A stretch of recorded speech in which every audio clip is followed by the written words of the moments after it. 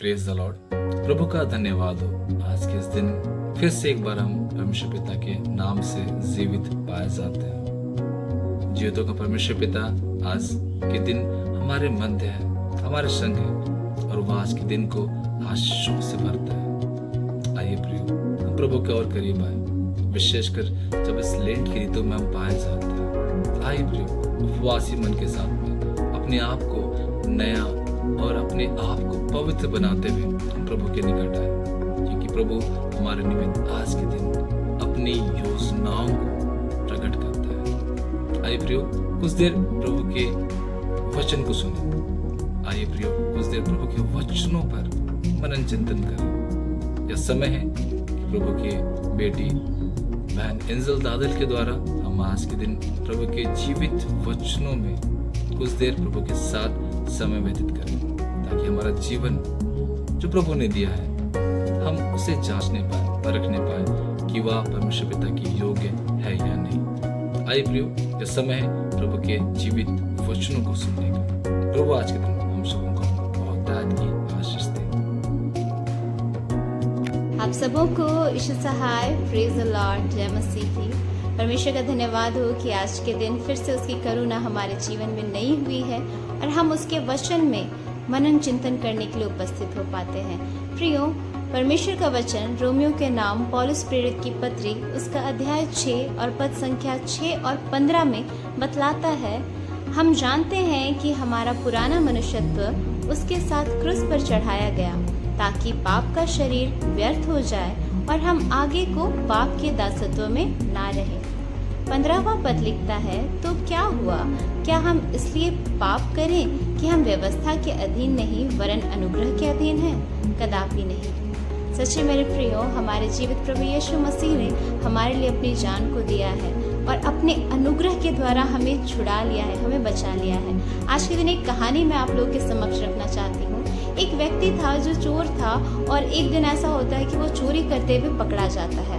जब उसे पकड़ लिया जाता है तो उसे बहुत पीटा जाता है। तब एक दूसरा व्यक्ति उसे देखता है और उसे बहुत बुरा लगता है उसे देखकर, और वो कहता है कि इसे मत मारो, मैं इसकी सारी भरपाई कर दूंगा। जो भी चीज़ इसने चोरी किया है मैं वो सारी चीज़ों की भरपाई कर दूंगा, लेकिन इसे छोड़ दो।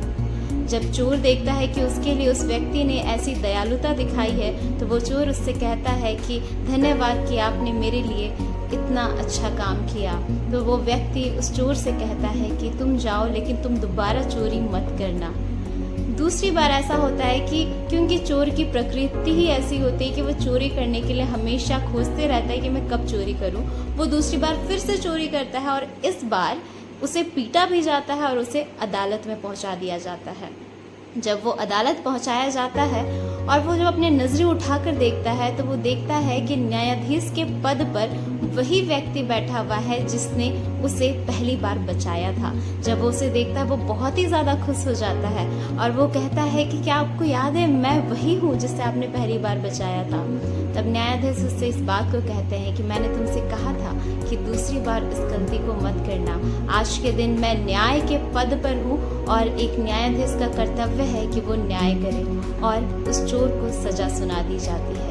मेरे प्रियो, आज हम सभी जानते हैं कि परमेश्वर का अनुग्रह हम पर ऐसा हुआ है कि हम पापी ही थे, तभी हमें उसने चुन लिया कि हम उसके धर्म के काम करें। लेकिन आज मेरे प्रियो, कई बार हम उसके अनुग्रह का गलत फायदा उठाते हैं। हम जबरदस्ती गलत काम करते हैं, हम जबरदस्ती झूठ बोलते हैं, चुगली करते हैं, हर एक वो अंधकार के काम करते हैं जो हमें नहीं करनी चाहिए। और उसके बाद हम क्या कहते हैं, सॉरी परमेश्वर पिता, हमसे गलती हो गई, हमें माफ़ कर दीजिए। क्या आज आप ऐसे लोग हैं जो अनुग्रह का फ़ायदा उठा रहे हैं? क्योंकि मेरे प्रियो, संसार के काम तो बहुत ही ज़्यादा मनभाऊ होते हैं। हम उस संसार के कार्य को करने के लिए इतने ज़्यादा ललायित रहते हैं कि हम भूल जाते हैं कि हमारे परमेश्वर ने हमारे पापों के लिए अपनी जान को दिया है। मेरे प्रियो, ये लेंट का समय हमें इस बात को बतलाता है कि हम पापी हैं और हमें उस पाप से फिरना है। हम कहते हैं कि हम इस पाप को दोबारा नहीं करेंगे और हम लोग फिर से उस पाप में गिर जाते हैं। मेरे प्रियो, उस पाप से बचें, क्योंकि आप पाप के संतान नहीं हैं। आप इस बात को याद रखें, एक बेटा जो होता है वो हमेशा अपने पिता को देखकर सीखता है उसका पिता जो करता है वो वही देखता है और सीखता है। प्रभु यीशु मसीह ने भी इस बात को कहा कि मैं अपने पिता को देखकर सीखता हूँ, जो वो करता है वही मैं करता हूँ। आज आपके काम किसके समान है? यदि आप पाप की संतान है, यदि शैतान आपका पिता है, तो जरूर आपके कार्य शैतान के समान होंगे। लेकिन यदि परमेश्वर पिता आपके पिता है तो आपके कार्य भी परमेश्वर पिता के अनुसार ही होने चाहिए। उसे झूठ बोलना, उसे चुगली करना, उसे गलत बातों को करना पसंद नहीं है मेरे प्रियो।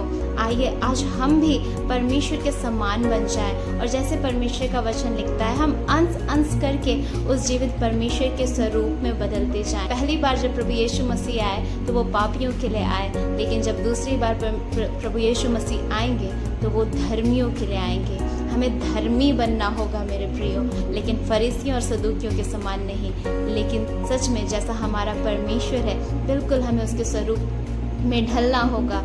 तभी हम अंत के समय में, न्याय के समय में उस यीशु मसीह के साथ उठा लिए जाएंगे।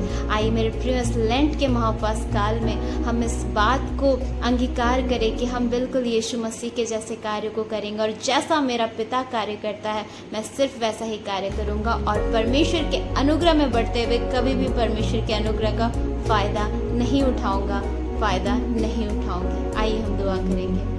धन्यवाद जीवित पिता, हम धन्यवाद देते हैं कि आज के दिन हमने इन बातों को सीखा है पिता, कि हमें आपके अनुग्रह में बने रहना है पिता। और निश्चय जब आपने हम पर अनुग्रह किया है पिता तो उसका गलत फायदा नहीं उठाना है, वरन आपके अनुसार चलना है पिता। इस लेंट के महाउपवास काल में हमारी सहायता कीजिए पिता, कि हम आपके अच्छे बेटे और बेटियां बनने पाए और जैसा आप कार्य करते हैं बिल्कुल वैसे ही कार्य करने वाले होने पाए। हम धन्यवाद देते हैं सुंदर समय के लिए, संगति के लिए और धन्यवाद के साथ दुआ यीशु के नाम से मांगते हैं। सुनिए और स्वर्गराज में अनुग्रह से ग्रहण कीजिए।